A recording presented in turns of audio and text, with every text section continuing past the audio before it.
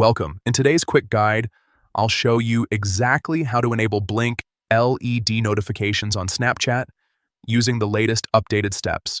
If you want a simple way to notice incoming snaps or messages without constantly checking your phone, this feature can really help.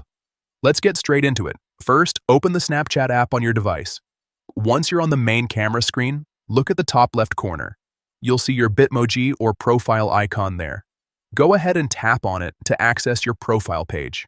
Next, on your profile screen, look toward the top right corner. You'll find a small gear icon, which is your settings menu. Tap on that to continue. Now you'll be inside the settings section. Scroll down a bit until you find the notifications option. Tap on notifications to open up all the alert preferences for your Snapchat account. Inside notifications, keep scrolling down until you see the option labeled Blink LED. This feature allows your phone's LED light to flash whenever you receive a notification from Snapchat, making it easier to catch alerts even if your phone is on silent.